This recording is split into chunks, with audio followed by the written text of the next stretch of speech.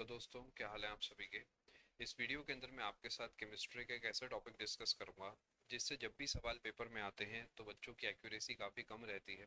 उन्होंने ऊपर ऊपर से सुना होता है इसके बारे में, बट एमसीक्यूज के ऑप्शंस जनरली बहुत क्लोज बनाए जाते हैं इस टॉपिक के। तो एक्यूरेसी का परसेंटेज जो है जनरली डाउन ही देखा गया है। मैं कोशिश करूंगा आपको इस पर्टिकुलर वीडियो के अंदर इसके जो कॉन्सेप्ट है वो भी समझा दूंगा एंड उसके जो एमसीक्यूज है वो भी प्रैक्टिस करा दूंगा। एमसीक्यूज के रूप में हम जो चीज़ें हैं, जो मूल कॉन्सेप्ट की कुछ बातें हैं, उसे हम समझेंगे। अगर आप इस चैनल पे नए हैं तो चैनल को सब्सक्राइब कर सकते हैं। बेल आइकन को प्रेस कर लीजिएगा सो दैट आने वाली वीडियोस की नोटिफिकेशन भी आप तक पहुंच जाए और कंटेंट का आपका लॉस बिल्कुल भी ना हो। एक एक करके मैं आपके सामने कुछ सवालों को पेश करूंगा, 5 से 10 सेकंड आपको सोचने के दूंगा, उसके बाद आपको सॉल्यूशन एंड करेक्ट आंसर बताऊंगा। पहला सवाल,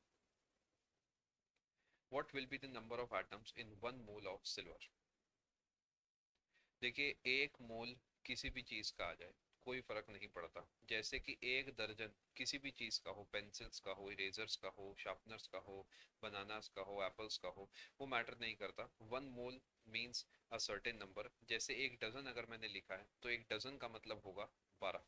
एक डजन कोई एक्स है तो इसका मतलब है डजन का मतलब 12 हो गया, और एक्स को ऐसे ही लिख सकते हैं। तो अगर बात करते हैं सिल्वर के एक मोल में कितना होगा, तो जैसे एक डजन का मतलब 12 होता है, ऐसे एक जो मोल होता है उसका मतलब होता है 6.023 into 10 to the power 23 elements. चाहे वो एटम हो सकता है, अगर यहाँ एटम लिखा है तो एटम हो जाएगा, मॉलिक्यूल लिखा है मॉलिक्यूल हो जाएगा। करेक्ट आंसर ऑप्शन नंबर 2 हो गया। अगला सवाल, the mass of 0.1 mole methane is क्या। देखिए, ध्यान रखेंगे, एक मोल कोई भी चीज होती है तो उसमें जो गिनती होती है, जो सामान की वैल्यू होती है गिनती में, काउंटिंग में, वो तो इतनी होती है।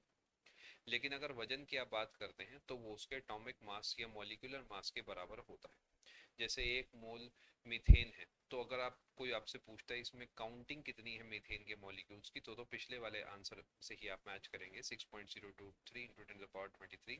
लेकिन आपसे अगर मास पूछा है तो 1 मोल के अंदर मीथेन का जो मास है उसके बराबर का मैटर होगा। मीथेन है CH4, कार्बन का वजन होता है 12, हाइड्रोजन का होता है 1, क्योंकि 4 हाइड्रोजन है तो हो गया 16। लेकिन ये 16 वजन जो है ये 1 मोल का है। आपसे क्वेश्चन में 0.1 पूछा गया तो 16 डिवाइड बाय 10 दैट इज 1.6 हो जाएगा। Answer option number 1। अगला सवाल, what will be the weight of carbon dioxide gas obtained by heating 10 gram of CaCO3। आपको एटॉमिक मास सबका गिवन है। देखिए, CaCO3 को जब आप हीट करते हैं, ये बढ़िया सवाल है, इसमें काफी सारी इंफॉर्मेशन चाहिए आपको। तो ऐसी कुछ रिएक्शन होती है, यानी अगर 1 मोल आप इसे तोड़ेंगे तो 1 मोल आपका ये बनेगा, कुछ ऐसा सा कॉन्सेप्ट है। वो कहते हैं 10 ग्राम तोड़ा। सबसे पहले पता होना चाहिए कि 1 मोल में कितना वजन होगा। अगर आप कार्बन का वजन देखते हैं तो 12 है, ऑक्सीजन का 16 है लेकिन 3 है तो 48 हो गया, कैल्शियम का 40 है, तो टोटल वजन जो है वो 100 है। लेकिन आपको 10 ग्राम गिवन है तो इसका मतलब ये 0.1 मोल है। तो जो आउटकम बनेगा CaO का या फिर CO2 का, वो भी 0.1 मोल ही होगा। अब आपको बस ये बताना है कि 0.1 मोल कार्बन डाइऑक्साइड में कितना वजन है। कार्बन डाइऑक्साइड इज CO2, ये हो गया 12 और 16 दूनी 32 यानी 44 ग्राम। यानी अगर 1 मोल बनता तो 44 ग्राम बनता, क्योंकि 0.1 मोल बना है तो 4.4 ग्राम बनेगा। Option number 4 is the correct answer. अगला सवाल, सेम सवाल है, फटाफट से बताता हूँ। 11 ग्राम CO2 आपको देखनी है। आप जानते हैं वजन लिखा भी है वैसे तो, 12 प्लस यहाँ पर 16 टू 32 44 हो गया।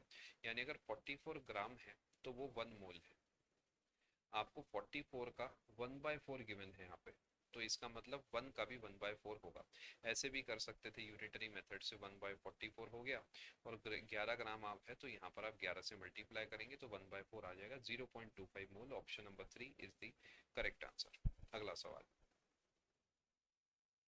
कार्बन मोनोऑक्साइड का वजन आपको बताना है। कार्बन मोनोऑक्साइड होता है CO, कार्बन का है 12, ऑक्सीजन का है 16, टोटल हो गया 28। बात खत्म।